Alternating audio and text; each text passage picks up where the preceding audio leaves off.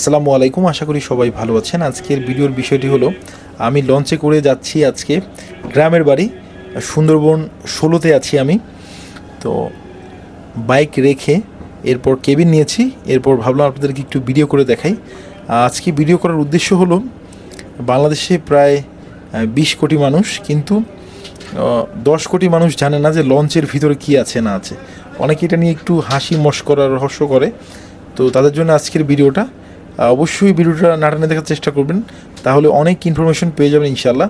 যারা ভ্রমণ প্রেমী আছে বাংলাদেশে, যেই 10 কোটির কথা বললাম, যে তারা অবশ্যই লঞ্চে উঠেছে, লঞ্চের যে স্বাদ সেটা তারা নিয়েছে, এটা আমার মনে হয়। আর বাকি 10 কোটি যারা আছে তারা নিজের কাজে খুব ব্যস্ত থাকে, কখনো ভ্রমণ করে নাই, আর এইটা নিয়ে হাসি মশকরা রহস্য অলওয়েজ করতে থাকে।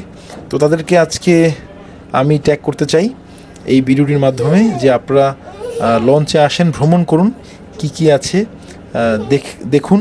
বা আমার এই ভিডিওটাতে আমি A to Z দেখানোর চেষ্টা করবো ইনশাআল্লাহ। ইঞ্জিন থেকে ককপিট A to Z। এটা হলো ইঞ্জিন রুম লঞ্চের। আর আমি লঞ্চ কর্তৃপক্ষকে একটা রিকোয়েস্ট করব যে বাইক রাখার জন্য আলাদা একটা জায়গা করে দিন, সেটা ইঞ্জিন রুমের সাইটে না, একটু দূরে রাখেন, হয় ফ্রন্ট সাইটে রাখেন, আর না হলে ইঞ্জিন রুমের থেকে দূরে রাখেন। তো আমি যেহেতু আজকে আগে আসছি, কারণ পরে আসলে কেবিন পাওয়া যায় না, সেজন্য আমার বাইকটাই শুধু আছে আর কি, অন্য বাইক এখনও ঢোকেনি। এখানে বাইকে ভরে যাবে। আর এটা হলো লঞ্চের একমাত্র রেস্টুরেন্ট যেখানে খাবার ইনস্ট্যান্ট রান্না করা হয় এবং সার্ভ করা হয়। আর চা প্রেমীদের জন্য চার কর্নার আছে, দেখতে পাচ্ছেন। চা, কেক, চার প্রতি কাপ 15 টাকা, কেকের প্রতি পিস 15 টাকা।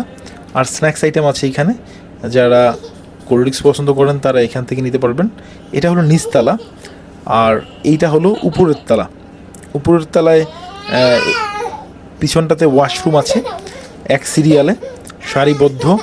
আর এখানে ডেক, যারা ডেকে যায়, আমি মহান রব্বুল আলমীর কাছে বলবো তাদেরকে সবাইকে যাতে মহান রব্বুল আলমিন কেবিনে যাওয়ার তৌফিক দান করেন, তাহলে এই ডেকগুলো আর থাকবে না, সব কেবিন হয়ে যাবে ইনশাআল্লাহ। কারণ ডেকে যাওয়া সিকিউর না। আর এখানে ছোট বাচ্চা আছে, অনেকের অনেক মূল্যবান জিনিসপত্র অনেক সময় হারিয়ে যায়। এইটা হলো নিচতলার ডেক, যেখানে মানুষ আসা শুরু করেছে, কিন্তু ফুল ভরে যায়নি এখনও। মোটামুটি যদি বলি 60% ভরেছে, 40% এখনও খালি আছে। তো ডেকে যাওয়ার মজা আলাদা। আর আপনাদেরকে দেখাই, মুখরোচক খাবার অনেকেই কিনতে পারেন, আসলে এগুলো অ্যাভয়েড করাই ভালো, স্বাস্থ্যের ঝুঁকি আছে। কারণ কীভাবে তৈরি করেছে, তেলটা কত পুরনো ছিল, ময়দা কি ঠিকঠাক আছে কি না, তো কিছুই সার্টিফিকেশন নেই।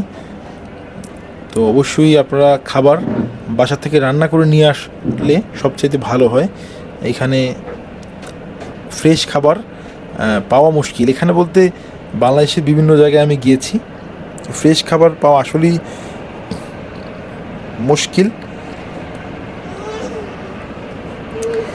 এইটা হলো 3 তলার ছাদ।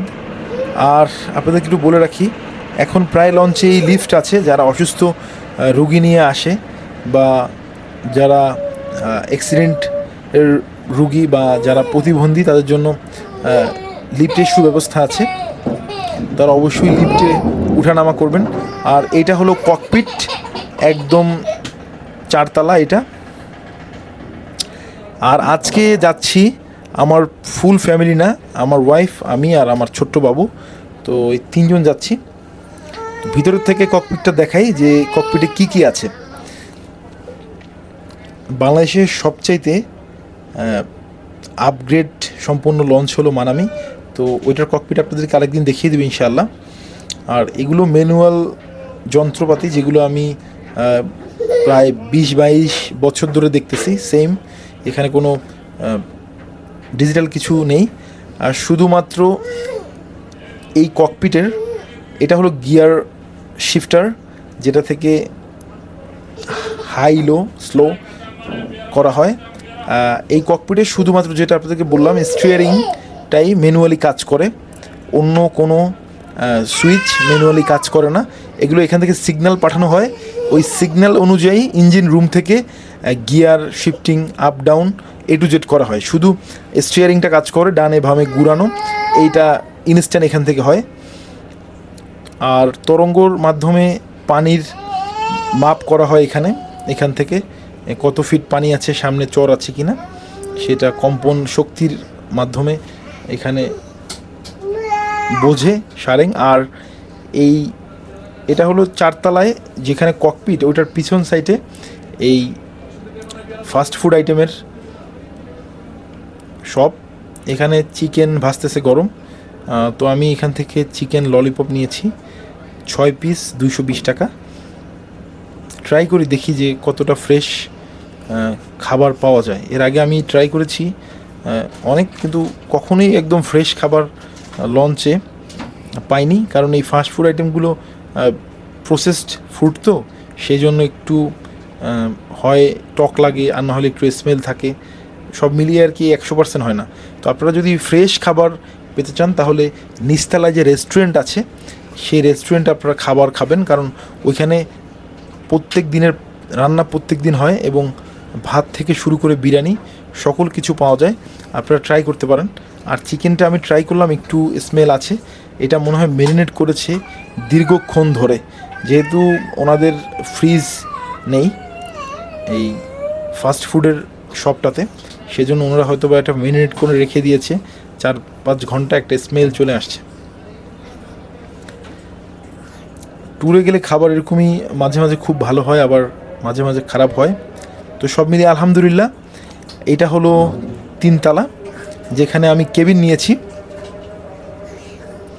এটা হলো আমার কেবিন, আমার ওয়াইফ, ছোট্ট বাবু আমার, আর আমি 3 জন সিঙ্গেল বেডের কেবিনে যাচ্ছি। আপনারা আমার বাবুর আওয়াজ শুনতে পাচ্ছেন মনে হচ্ছে, সে সারাক্ষণ কথার ভিতরেই থাকে। এইখানে 1000 টাকা নিয়েছে এই কেবিনটা, আর একজনের টিকিট কাটা লাগবে, আর বাইকের টিকিট আলাদা। সব মিলিয়ে শুকরিয়া আলহামদুলিল্লাহ মহান রব্বুল আলমিনের কাছে, কারণ মহান রব্বুল আলমিন সুন্দরভাবে বাড়ি যাওয়ার জন্য ব্যবস্থা করে দিয়েছেন। যদি ভিডিওটি ভালো লেগে থাকে অবশ্যই লাইক, কমেন্ট, শেয়ার, সাবস্ক্রাইব করতে ভুলবেন না। আপনাদের প্রত্যেকটা লাইক, প্রত্যেকটা সাবস্ক্রাইব আমার জন্য অমূল্য। ভালো থাকবেন, সুস্থ থাকবেন, দেখা হবে নতুন কোনো ভিডিওতে। আল্লাহ হাফিজ।